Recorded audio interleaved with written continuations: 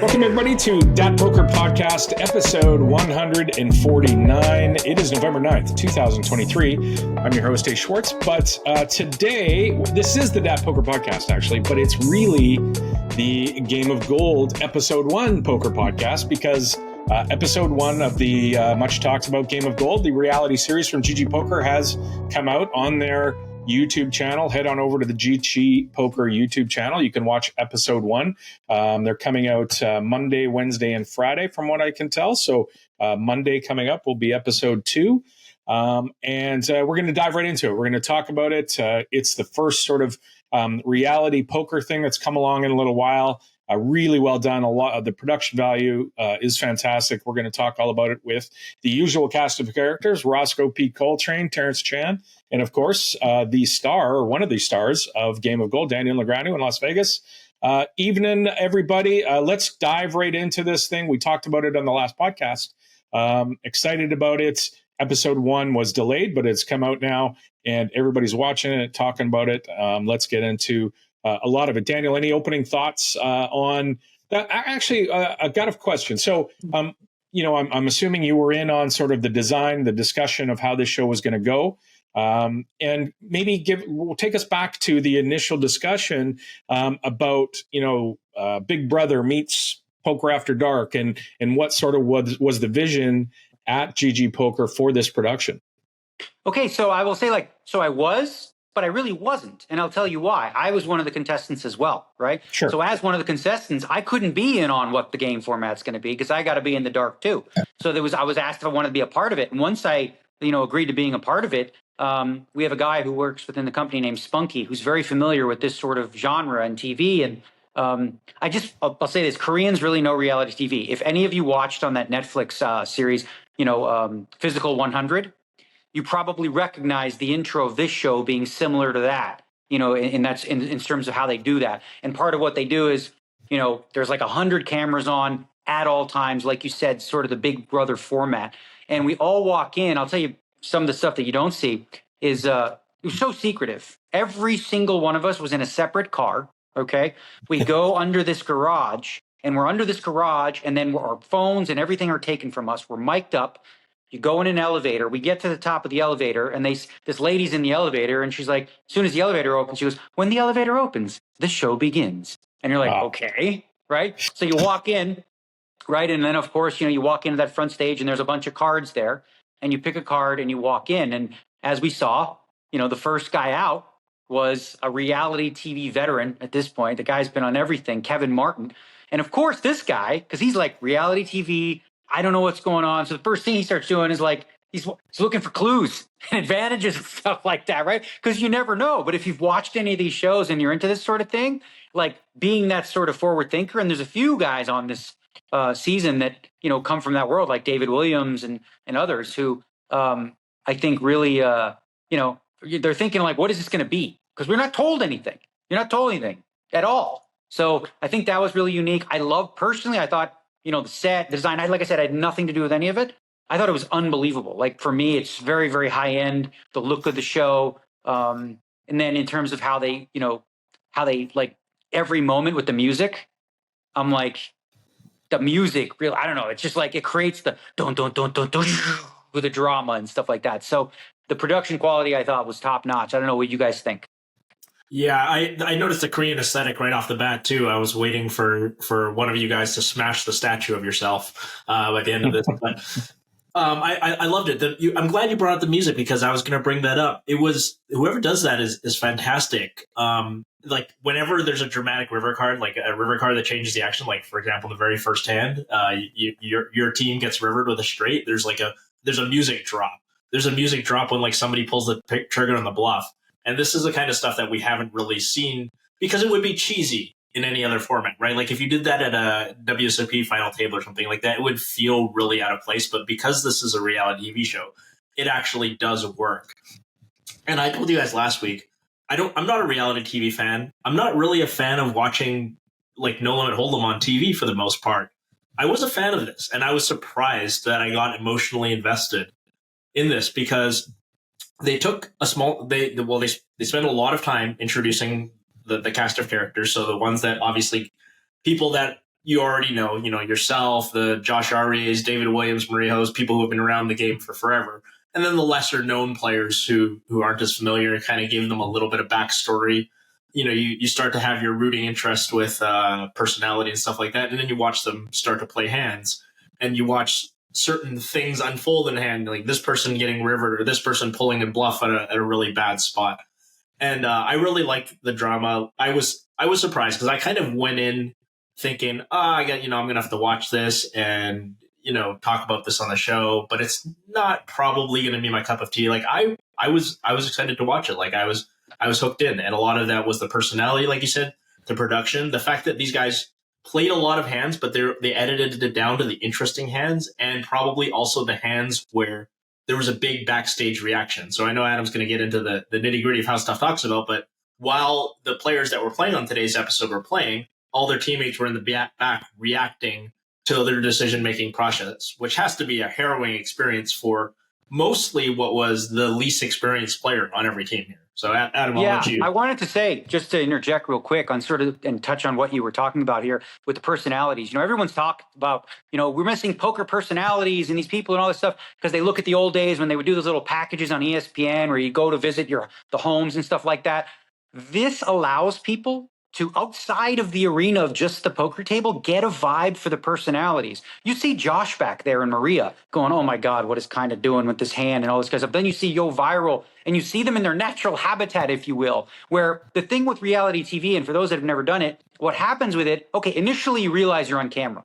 After hour 3, 4, 5, you start to forget you're on camera. So you're just getting natural reactions, right? And they've got reactions of 4 different rooms. So you don't need commentary. What's better than actually having pros while hands are going on going, this is stupid. I don't know. This is a bad bet. Like you'd hear Jason Kuhn would chime in, in each spot and say, well, that's too big. That's too bad. And he's, coming from a theory perspective and giving you like the right answer in real time. So I think it really gives people a chance. And I think also the goal too is to create emotion. And when you have a team aspect, it's not just you anymore. So if you screw up, right, there's a much more deep feeling of like you saw how Kaino was totally nervous. Kaino was like, I need wine. Okay, I need wine now. I play better with wine.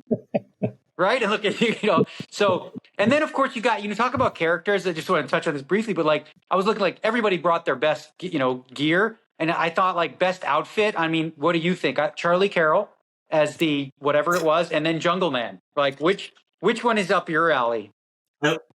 I chose Jungle Man because he actually wore clothes. Yeah, I was working on this when my brother was around, and he works at a very high end fashion store.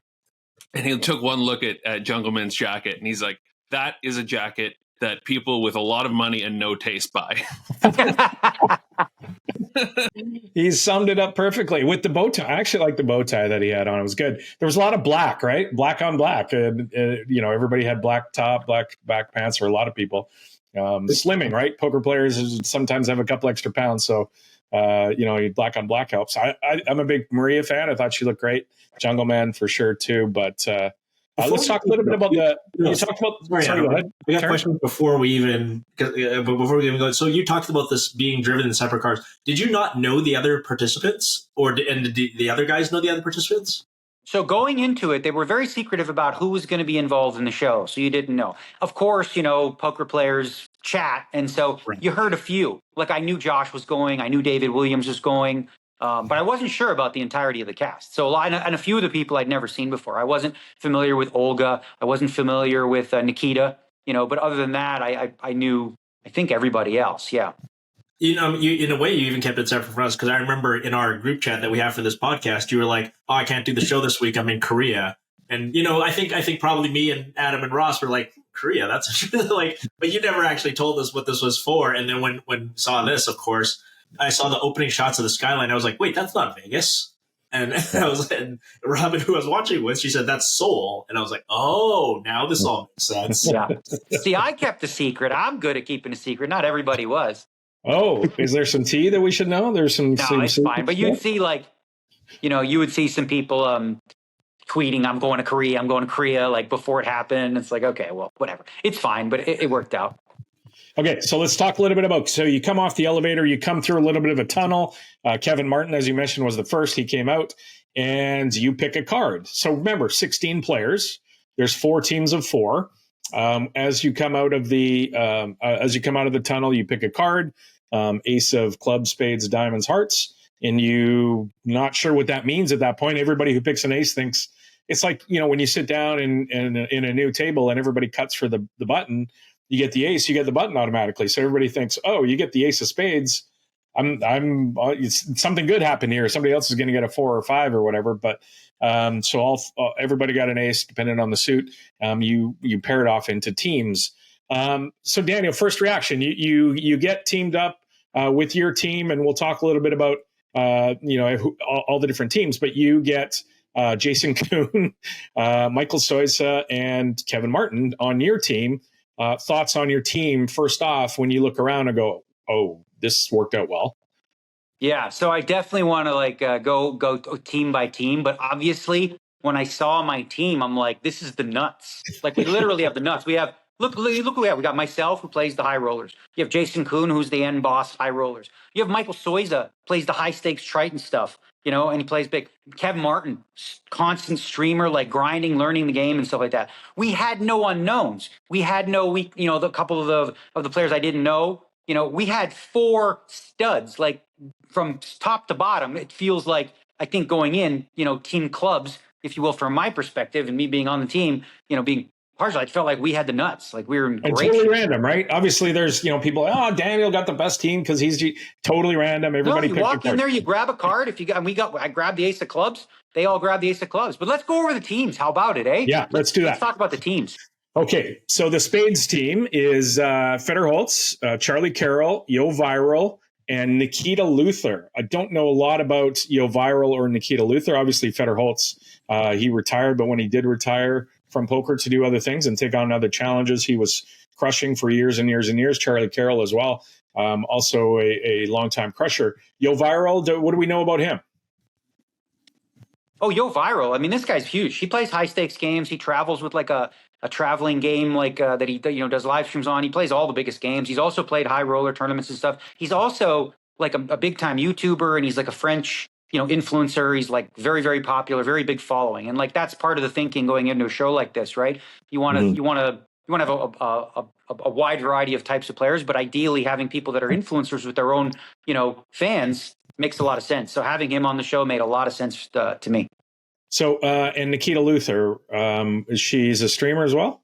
Well, no, I didn't know anything about her as well. I mean, other than apparently she'd won a bracelet in 2018. Apparently, in her market, she's well known and stuff like that, of course. But to a lot of us guys over here in the U.S., we were unfamiliar with her. So a little bit of a wild card. What do you think of Team Spades? Obviously, pretty strong off the top.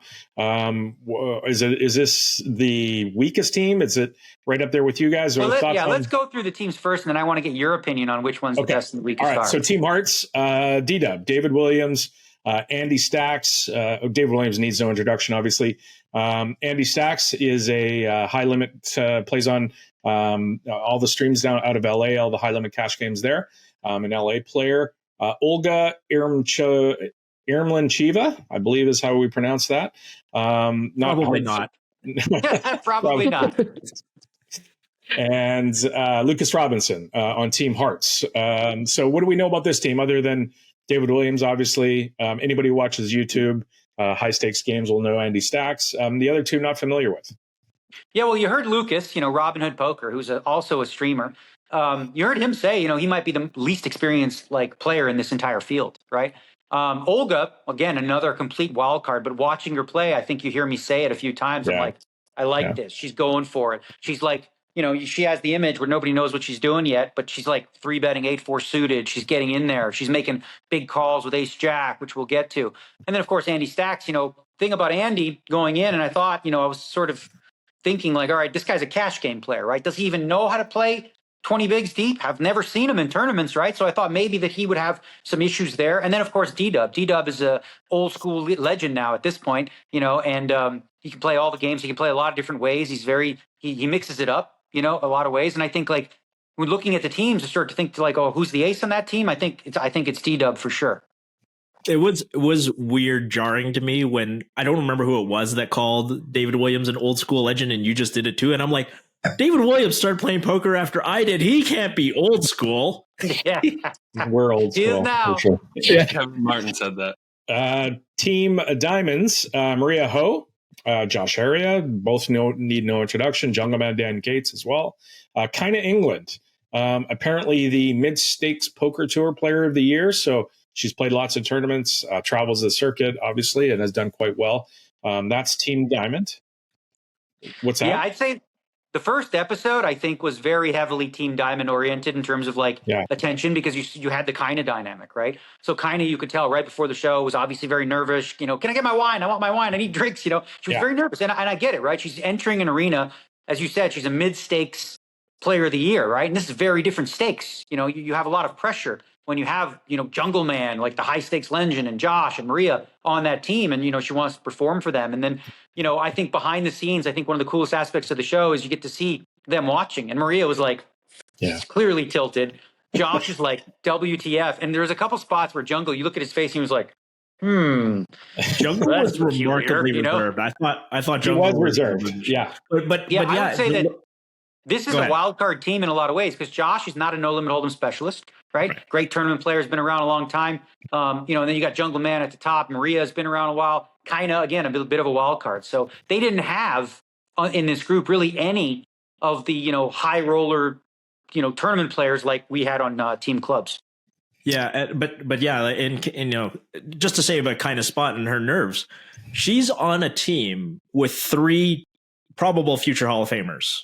Right, like she's probably the only one who just looks and says like, "There's 3 Hall of Famers on my team," and that's a tough spot to be in. But I was going to say a very similar thing about the format and the no limit hold'em. If this were like a mixed game dealer's choice tournament, Team Diamonds all the way, like ship them all the money. Because Maria, Josh, Jungle Man, obviously, like just fantastic all around players, and it'll be interesting to see how I'm sure it'll all be no limit hold'em, but I'm sure there'll be various things that make so sure. How are you so sure? Oh, okay. Maybe they're just going to play some pot limit triple draw or something. I don't know. Like that'd be. We'll see. But yeah, but having that coming from a mixed game background gives you the flexibility to adapt to different formats, even if it is all no limit hold'em. But we'll see.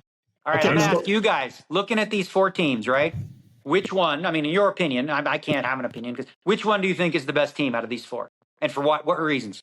I mean, I think that's pretty clear. Obviously, everybody's going to think we're biased, but having you and Jason and, Kmart and Michael Soisa, who plays, as you mentioned, in Nosebleeds, I don't know. That's pretty crazy. As far as after that, it's tough. It's tough. I guess I kind of like Team Diamond.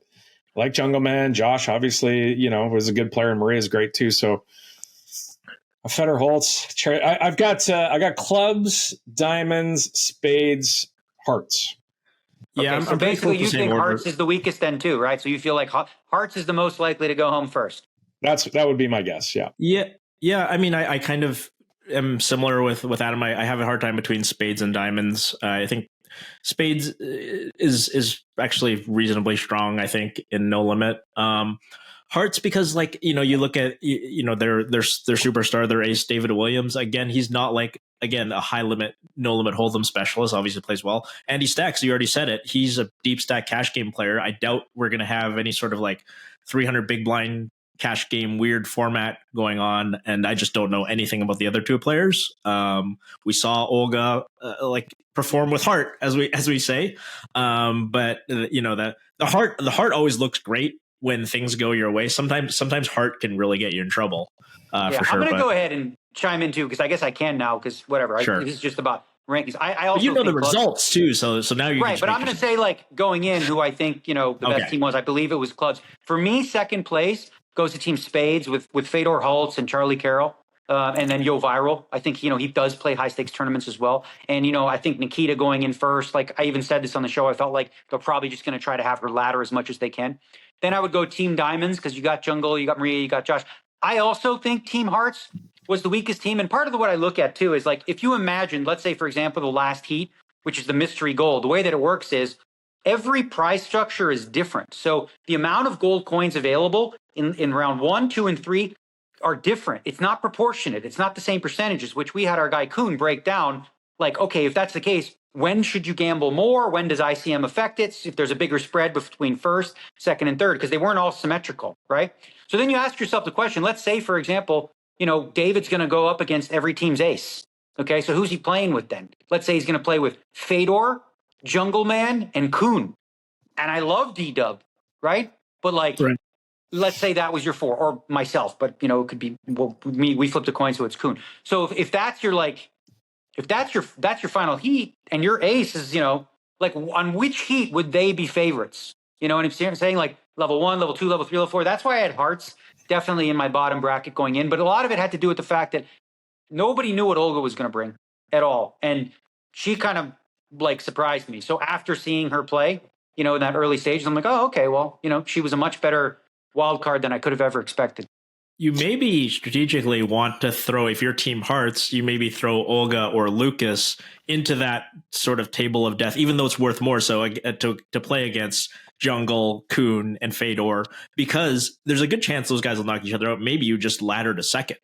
Let's talk a little bit about that too, because I think there was important to think about, strategy on how to pick the order. You were sort of going into it. What would be your thought process in terms of how to decide where everybody goes?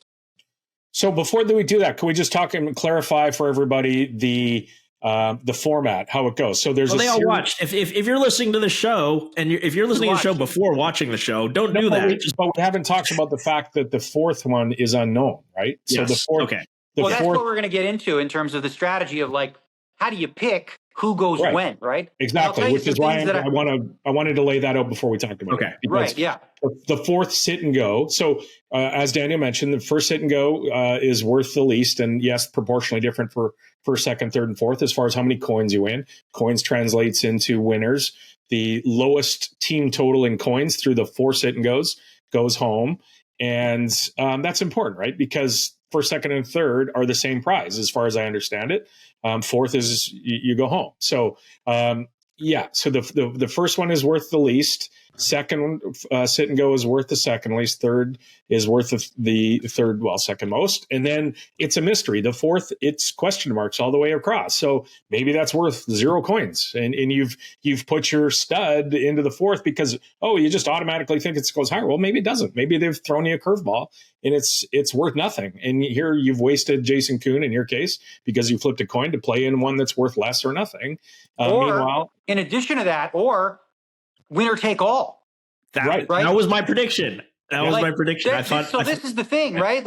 We don't. And here's the thing: when we go into the show, we don't know if we're going to know going into the mystery what they're worth, right? So imagine you're trying to ladder now, right? Because you just want to avoid being last place. Okay, so you go into the final heat and it's mystery points. You don't know how many coins are on the table, right? So now you're saying strategically, what do I do? Do I go for it? We didn't know whether they would tell us before it started, or after you finished third and you go, okay, you won X amount of coins. So I think adding that element create a little more chaos. But the thing that I missed and I didn't think about too is the coins you play for, those are the coins you keep going forward. And this is a survival game where it's about you in the end, right? So you're trying to win for yourself. So I flipped a coin with Jason Kuhn about who went forth. And in this sense, the benefit is at least I know what I'm playing for. I'm playing for 50 coins, right? If I win, I get 50 coins. As you can see, if we show the graphic there, the way that the structure paid out. So I'm what if you're playing for 150 coins and Kuhn wins, and now you're behind Kuhn?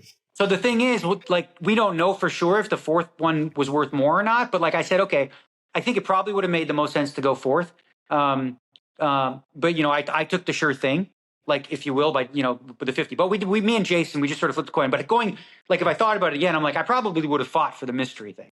In the show, in the show, it sounded like everybody thought that, when they went to Fedor's team too, Fedor was sure you just put the strongest player on the anchor. Everybody seemed very confident that the fourth match would be worth more, even though Adam and I suggested they could pull a reverse and it's worth 1 fucking point. But here's the thing. Here's the thing, Terrence, why they won't do that. Here's the thing why they won't do that. Just thinking about it now in the moment is because Daniel, theoretically in advance, they're going to think, Daniel, David, a bunch of the people that they want theoretically it's bad TV if they do it. They don't want them to go home early. You got this issue, right? You got this issue, which is very survivor-like in terms of number one. You want to win, right? You want to avoid being last. That's super important because otherwise you don't survive, right? But number two, when you play from a personal perspective, why would you want to be match one, right? Look at match one. In match one, if you come second, you get 20 coins. Okay. In match 3, you get 20 coins for third place. So it's worth so much more to go last. Like the most you can win in if you win the first match is 30 coins for a win. And match 3 is 50, and who knows what match 4 is going to be like. So it seems like there the players on the teams that were picked. Yeah. Right. If we were really cutthroat, easily. yeah, if we were really cutthroat, we probably should have been fighting hard to go last, but we really didn't see a lot of that. Everyone sort of kind of agreed, which is weird because poker players are usually looking for that little edge. And we didn't see a lot of fighting about. We didn't see any. We didn't see any. It's kind of surprising looking back on when, each of the 4 teams was deciding which player was going to go first. Nobody said, I want to go last. Well, basically, it was we look at who played the first heat. It's the 4 least. So it's three of the 4 least experienced players. So Nikita, Kaina, Olga, all the most inexperienced players on the team, except maybe Lucas Robinson. And then Michael Soiza, who's not the least experienced player on team clubs, but the guy who maybe is, at least in the live arena, happens to be a reality TV winner. So Soiza, basically the people who played the first heat, they didn't recognize their incentives, and they kind of got, bullied or intimidated probably by their star teammates. I think there's a lot to what you're saying from emotional perspective. If you're like Olga or you're Nikita, you just want to fit in. You're not going to go in there and be like, I'm the boss, I go last. Or like, people would be like, excuse me, right? Yeah, Nikita's going to tell Fader Holtz what's what. Right. You see, like myself and Kuhn are both in the way we live. We're like kind of alpha. I mean, he's alpha in a different way because he's big and strong. But I come from that world too, right? So like we could go butt heads and go to war with that, but we chose not to. But you notice like people sort of fell into the pecking order that they felt they belonged in, and it was sort of granted that okay, well, Fedor, you're the ace, or whatever the case may be. But there wasn't a lot of like pushback, in terms of who goes first and what like that. And it was interesting to see. Like, I imagine if you had, I don't know, it's an interesting social experiment, right? Because you watch a lot of reality TV shows. How many people are like willingly saying, okay, I'll take the worst of it in round 1? Like, why would you want to do that? Yeah, they were thinking of a maximizing EV perspective for the team, I think is probably what they were thinking. So yeah, and that has to be part of it, right? Because like step number 1 is survive this. Right? You worry about gaining coins as you go throughout the show towards the end, but if you don't survive level 1, you're done. Yeah. It seemed David Williams was the guy who realized this because he actually, I mean, maybe other people said it, but that's the person that they showed recognizing it. It's fortunate for him that he's already the sort of the ace of his team, but he was the guy who realized, oh, I should actually go last, assuming that last is worth the most. All right, let's move on to a couple of hands. So again, sit and go with the 4 people mentioned.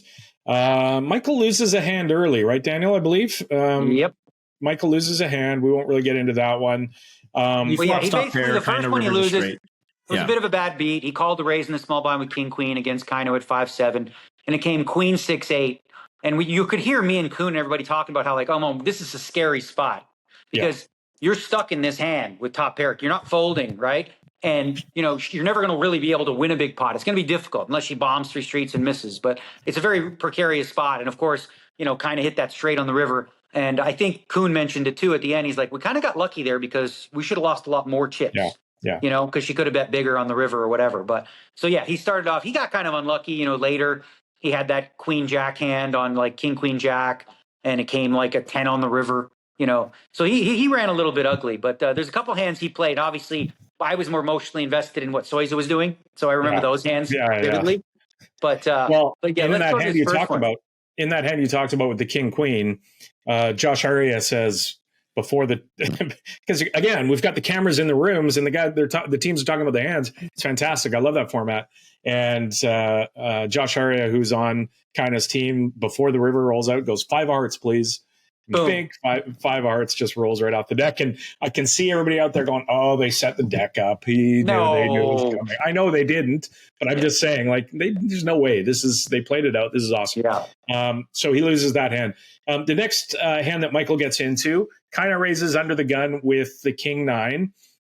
Michael has aces right behind her on the button. He kind of made it 60. He makes it 210. So he makes it a pretty big raise there, 210. Guessing maybe he thought, she's going to call here, or, what he was thinking there, kind of called. It's not that. It's really, so let's just touch on that real quick. So the blinds are 10 and 20 with a 10K Annie, and she opens for 3X, right? She opens to 60. Yeah. So he's making it 10.5x on the button, but they're playing 100 big blinds deep at this point. So maybe it's a little bit big, but against 3x, it's probably pretty standard, right? If someone opens for 2.5, you're going to make it 9. But when someone opens for 3, he comes in for 10.5. And I think you're right in that he probably maybe exploitatively wants to up his size just a little bit, figuring that she's going to She figures she's going to call. She's in there mixing it up for sure. She does call. The pot now is 460. Let's hold on. Before we get. There was a lot of reaction to this, right? Okay. So kind of goes in there nervous. Yeah, she goes in there nervous, right? And her team's like, play your game or whatever. And she opens the king 9 off, which is fine, four-handed. Gets 3-bet pretty sizably, like we said. And it's like, everyone's like, oh my God, is she going to 4-bet? What's she doing? She's thinking whatever. And it's like, no, she calls, which I say it's like the worst of the 3 options. This is like not for those watching, you just don't do that, right? So I was curious, like, because, I know I'm in the back room and me and Kuhn and, Kevin were sort of like, ooh, like that, which is interesting because, like, you're seeing raw reaction, right? And that's not a good play that she makes here. So, I'll take it. Yeah, from well, there. it was funny because once they show this hand, I know something's going to happen. It's not going to be kind of opens and folds to the 3-bet. Like, that's not what's going to happen. But I actually thought she was going to 4-bet here and then just be faced with the shove or just like forcing it in. And I was just like, oh, this is a train wreck happening because, Michael only starts the hand for 1.6 because of the hand Adam mentioned where he gets rivered by a straight against Kaina. So he's not a full stack here. So when he makes it 210, like she could make it like 500 or something like that. It's a then fold to the shove. But if she makes it any sizable 4-bet, then it's a super gross spot because she's put in a huge chunk of her stack. So I actually thought that was going to happen. But then, she called, which is something that happens when you're nervous. I know I've actually done this in situations where I was like a bit nervous and I was playing against a table full of stars. You just kind of call too much because you're worried you're getting pushed around. You see kind of do this a little bit later on where she calls down with second pair, sort of like, well, you can't have it every time. Like it's time to look him up. And I think sometimes when you get nervous, most people overfold when they're nervous, but sometimes people overcall or overjam. Yeah. Yeah. So she does call there. Flop here because this is interesting in the flop sizing. Go ahead. The flop is 10-9-6. The 10 of spades, 9 of clubs, 6 of spades. Michael has the aces with the ace of spades. Kind of has no spades. So 10-9-6. It goes check. And then Michael bets 350 into 460. So big bet here. Again, we're four-handed. That was shocking to me. Yeah, that was shocking that he bet 350 here, right? Because my thought on this spot, you have the ace of spades, right? So you're blocking some nut flush draws that continue. But generally speaking, I would assume this would be a spot where you'd want to go a little smaller on flop and bet it more often so that you can set up, maybe a half pot turn bet or whatever, and then jam river, and milk it for 3 streets. But he goes a different route. He goes really, really big here, which creates an interesting dynamic on the turn, which we'll get to. But I'm curious what you think in terms of like, especially on a dynamic board like 10-9-6 with aces. I think he knows his opponent, and we talked about a pre-flop where he made it a bit bigger than you normally would. I think he knows his opponent here, and if she hits part of this board, a whole bunch of 10 jacks, 9 eights, if she hits, she's going to call a pretty big bet. Terrence, what did you think? Yeah, no, it seems like a favorable board for like the pre-flop raise and caller, right? So I was really worried for Kaina because like she could be like, well, Michael's, if Michael's willing to c-bet his missed ace, king, ace, queen, all of this kind of stuff, like maybe I can blow him off this hand. Maybe I just have the best hand right now. I started getting real worried for Kaina on this hand that she was just gonna. I thought she might rip it on the flop again, just like I thought she might 4-bet pre. But she did choose. But it's because of the sizing that sort of forced into the call. Like it's now kind of a situation where it's like, well, boy, like he might actually really have something, but I've got too much hand to fold, right? Like I went into this, I call, somebody says this on like, you call the 3-bet with a king 9. You can't just fold when you make second pair with an overcard kicker, right? Like you have enough equity going into the turn. You might make 2 pair, you might make trips, or you might have the best hand right now. Yeah, that was me that said that. Yeah. So it was just like, it's a really awful spot for her once the 350 comes out. When you bet 350, Daniel, what did you think? Were you just like, oh my God? One last thing on the 350. The aces that he chose to do it with, I don't think I would have done it with the ace of spades because you're not protecting against like backdoor spade. But if you have like the red aces or something, you're more apt to like, bet bigger. But with the ace of spades here, and also because again, you're blocking some continues and you don't really care about a lot of cards coming off. But so that was surprising. But what were you saying, Adam, when I interrupted you? Oh, I was just going to say, what did you think when he bet 350? You're like, oh, that's really big, too big, or what were you thinking? Like I said, I was just saying that I think that like with the ace of spades and stuff like that, I felt like it was a little bit big, and I wonder, so like when you're thinking about how you're going to play this hand, you start thinking about it on the flop and go, okay, well, how is this going to play on turn and river, and what is my plan for turn and river here after big? Because after you go big on flop, I think you're pretty much committed to just fucking go balls to the wall and turn. Whereas if you go smaller, you have a few more weapons on turn. You could go half pot, you can go full pot. But what he does now is he's ballooned the pot to the point where once he's bet it and she's called, he's got a pot size bet left. Right on the turn. So she does call. They get to the turn, which is the 4 spades. So again, 10 spades, 9 of clubs, 6 of spades, 4 spades, 3 spades out there. He does have the ace of spades. The pot now is about 1.2, I think. And she checks, he rips for 1.1. And she thinks and folds. And by the way, great editing there. Great discussion of the bet and everything in real time in the show. Love that. Pretty standard here where he just bets flop or bets turn, bets pot size, or is that's just what's going to happen there with the stack sizes? Well, you go first, Terrence, and then I'll share. Yeah, I mean, when I was watching, I thought, oh, maybe there's a chance that he gets creative and checks it back here. I mean, there's no real other sizing that's possible. Like you can't bet 350 again. I don't think that seems like a weird thing to do. Although it would be like a really exploitive play to like bet 350 again and hope she comes over the top or something like that. I thought there was a chance for me to check back, but it seems fine when you have like an SPR of 1 and you like to just get it in because you don't have that much in terms of implied odds. I would have been really tempted, I think, to check it back, but I think it's probably fine to shove, but I don't know. This is what I was sort of referring to on the flop is when you go big, you sort of leave yourself with limited options. However, I still think there was another option available. Okay. I do think specifically against her, she's kind of sticky, but if you put her to the full test, she's more likely to fold, and you don't really want to fold here, right? You definitely want action. Right. So I actually think you could bet 500K here and bet half pot and save half pot back, and she's still going to peel with a lot of hands that aren't getting the right price. So if you're betting half pot here, when she's got like a pair and a flush draw that's no good, or pair and a gut shot or something like that, she's not getting the right price, right? And that's what I would want to do is I would probably go against her. I probably would win 500, and that's more exploitative. In the theory world, what he did is probably just fine, especially after big on flop. There's really only one choice. And like you said, he should have some checkbacks here because it is a good card for him to check back and then maybe look to collect on the river. But once he went big on the flop, this is sort of what I was saying. Sometimes when you go big on flop, you limit your options on turn and river. If he goes smaller here, it's a much more natural half pot bet on the turn, which he can finally, and then he can jam the river.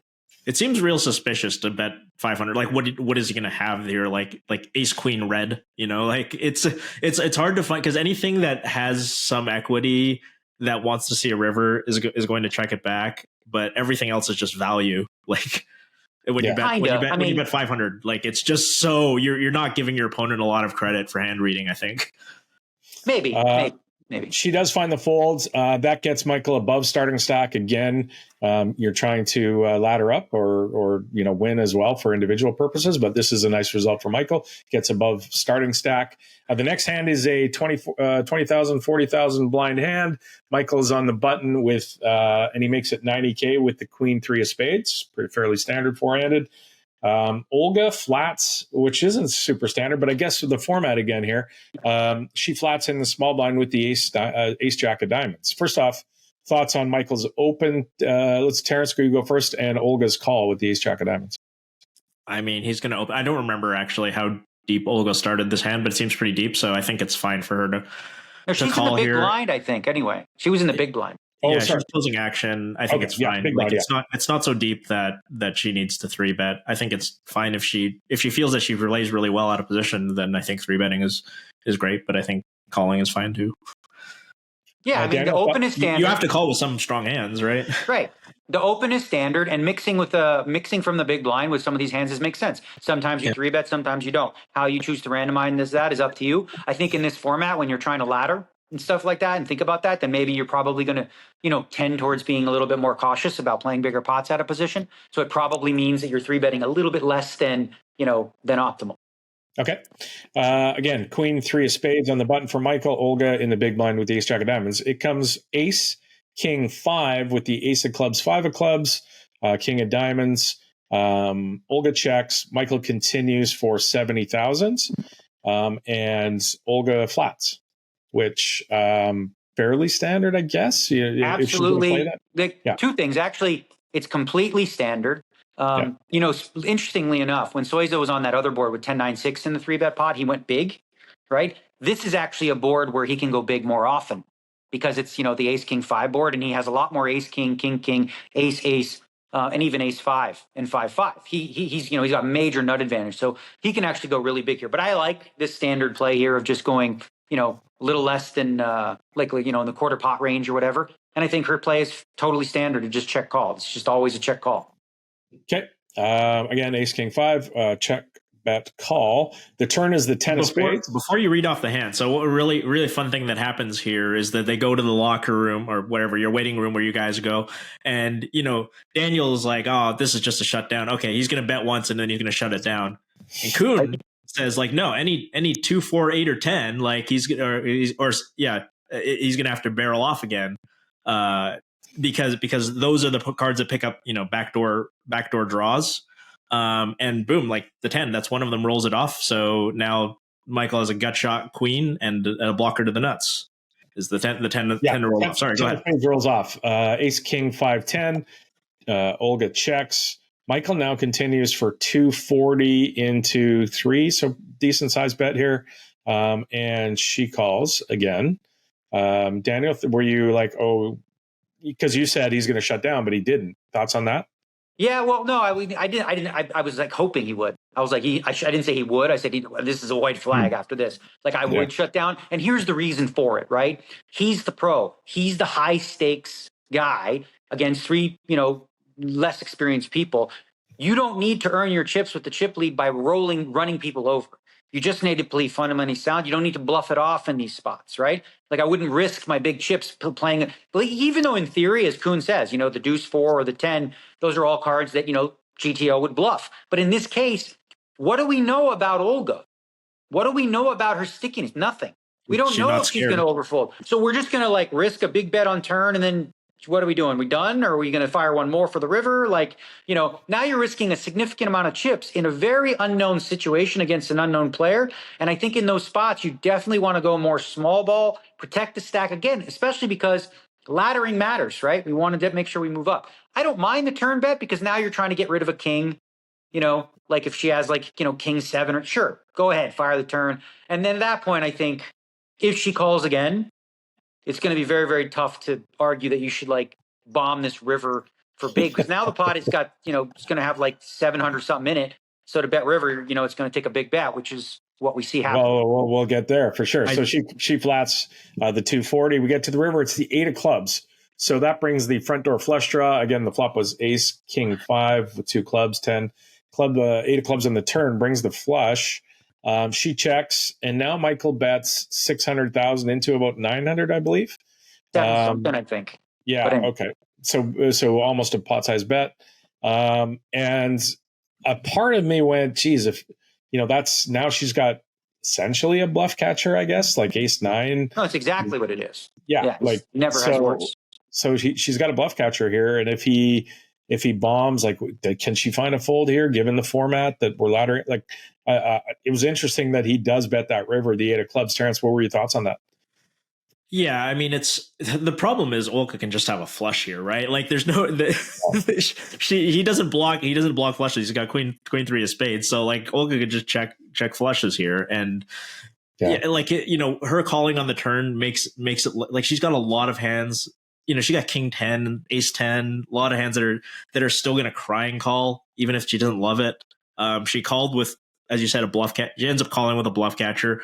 But Kuhn says it in most games. That's exactly what I was thinking. You have to have a club in your hand. Now the problem is Michael's not going to open with Queen of Clubs, 3x. That's not a club. No, he could have Queen 9 with the Queen of Clubs. That's what I'm saying. So you got to wait for the spots where you have like Queen 9, or even if you had like Queen 8 with the Queen of Clubs. You're going to have a bear. So sorry to interrupt. Is she going to have a bear flush draw here? Like, hold on. Let's see. So this is the thing. Let's dissect what she has by river, right? Right. So she calls flop, it's pretty wide. But when she calls turn, I think you eliminate just random kings, right? So on turn, she's going to have an ace. She's going to have maybe some 2-pair. She's going to have a straight draw, flush draw, or a pair and a flush draw. That's the range you're looking at. So now the question is, when the club gets there, now there's a whole bunch more hands you can't beat anymore. So you can't beat the clubs. You can't beat a lot of these hands. The question is, do you think that you can get her off the bottom of her range, which is kind of where she's at? She's like, maybe she has some worse ace X, right? But, as played, Kuhn said it best too, like for him to bet there, he's got to have a club in his hand. It's too risky. But I think even with a club in your hand, in this spot, in this format, in this situation against an unknown player, white flag probably on turn. And certainly once called on turn, I'm probably not going to risk 600K here to win this pot. I'm probably just going to give up. Well, you say unknown player. Olga's not totally unknown at this point. Like, obviously, we know at home that she 3-bet with the 8-4 and they don't. But, presumably, you can tell in real time. Let me ask you, how many hours have they been playing at this point, or about how many hands in real time? Do you know? Oh, not a lot, right? So like I said, it really isn't a lot. Like these are not 8-hour sit and goes. They last, 2 to 3 hours total. I think if Nikita is the other player in this hand, I think this gets through. I mean, because of what we saw, the way we saw that Nikita played, she was there to ladder. Right. I mean, and that's my point. Not folding the ace queen. Nikita and Olga, you don't know what either of them are doing yet, right? We know now Nikita's overfolding, Olga's not, right? But going in there when you don't know that stuff, that's where I come in with the mentality of like, don't take any of those risks because you don't need to. You should be able to small ball your way with a stack, to get the heads up and then, outplay them there. Yeah, I mean, Michael's an experienced player. I sort of wonder like how much experience, when you play in the Asian scene in these really high buy-ins, do you encounter sort of a totally unknown player like Olga? Like, I wonder how much experience he has playing against that kind of person. Do you have a sense of that? I think he has experience certainly playing against unknown players, but at high stakes, right? So they're different animals, right? Yeah. When you have like random Asian businessman jumping into a 50K, in Triton, that he's never seen before, that's a lot different than this case, where it's, likely a much more lower stakes player. And you have to sort of like separate what are the strengths and weaknesses of like, a lower limit player. Like they're usually going to be a little more on the, the timid, scared side. That's true. And the, the high stakes, Asian business might be a little more aggro or whatever. But again, the most important thing to think about here is you just don't know. Right. Mm-hmm. So, I would go in, unless the player, like I said, you have no experience. That's where I would just go back to like, all right, I'm not going to be the one to just guess, what I would assume Michael's psychology at this point is, okay, this person doesn't want to let their team down. They're probably going to overfold. Therefore I can, and I also course, think like he's thinking, I also do believe based on conversations we had, he's thinking about theory. Like he's thinking about what is the right play in theory. The turn bet is probably the right play in theory. And then probably in theory, if you get to that river with Queen 3 suited and you don't, even without a club, it's probably a bluff, it's the bottom of your range. So in theory, it's probably okay. But again, in this format, you're going to do better by like, using rather than randomization and sticking to theory, exploiting the situation a little bit and also factoring in, the dynamic with the gold coins and stuff. He runs a little bad too, right? Like he picks up the king queen when she makes the straight. He picks up queen jack after this hand. When it comes king queen jack, he's up against a bear ace and the 10 rolls off in the river. Like he didn't run super great. Yeah, he did play one hand really well with the ace 8, where he got kind of feel with queen jack suited against small, which is good. Then she hit the jack, and he got value on 3 streets, which is pretty good. It was fun. You saying half pot, and then him putting out exactly half pot. That was fun. Yeah. That was good. She, didn't love the way he kind of played that hand. Ace 8-3, I think, was the flop, and she check called with. It was rainbow flop. She check called with queen jack, and hits a jack on the turn. But so thoughts on the table so far? I think we talked about Olga, who played quite well. Michael as well, and kind of. There's another hand we should talk about with Nikita, just real quick. There was a hand where it was open. Ace queen suited. Flat. Oh my God. 3-bet pay with ace queen suited. And then folded to the jam when it was a flip situation, right? And a lot of people are like, like I had a feeling she might fold there. because of the dynamic. Obviously, she's getting the right price to continue, et cetera, et cetera. But in the dynamic, it was very obvious. It seemed very clear to me watching her that she went in there trying not to let her team down, and they probably advised her to just ladder. Yeah, Right. not only that, and we'll talk about the cliffhanger here now because it goes. Olga opens with Ace King. Olga opens with Ace King, and then on the button, kind of shoves with Ace 8 off, puts herself all in, and Nikita snap folds the Ace Queen in the small blind. Like, you saw not even, there wasn't a thought. You saw her team, they're like, "What? What the hell was that?" Yeah, Fold. yeah. They're like, I like the result. I don't necessarily like. They're not so excited. They're not so excited if it was just Ace 10 and Ace 5, but right, of course.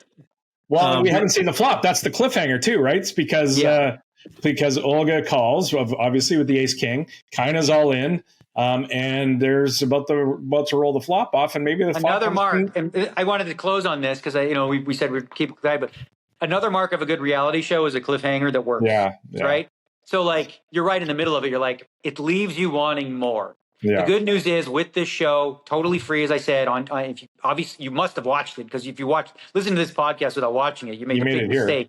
Yeah. But from what it says, Monday, Wednesday, Friday. I'm not sure if it's going to be that exact schedule, but that's what it listed as. You'll be able to watch them, so you won't have to wait too long. And we'll try to do recaps of every episode as long as we can get together. Let's do that. YouTube channel GG Poker to check it out, and let's wrap it up there. Thanks, guys, for getting together for this one. We're going to continue, as Daniel said, to get together and go over. Maybe we don't have to go over all the intricacies of the walkout and the format and stuff. Maybe we'll just kind of attack the bigger picture, and it won't be quite this long. But we wanted to set it up. We wanted to get everybody excited about the game of gold because it's a fantastic format. I was watching it with my girlfriend. She's loving it, and she's not a huge poker player, and she thought it was great. Really well done. Production value was awesome. So I think it's going to be engaging the whole way through, and we're looking forward to it. Not to mention, I was laughing. Fedor was eating in 9 out of 10. It was. That was good. Yeah. Somebody was eating, I think. Yeah, that was funny. Team Spade is team food. Yeah. Nice. He was eating my food, by the way. That was my food because I had too much. They sent me a whole bunch of vegan stuff, and so he was eating my leftovers. Perfect. All right. Thanks to you out there for listening. Enjoyed episode 2, and we'll talk to you right after. Thanks to you guys. We'll talk to you soon. All right.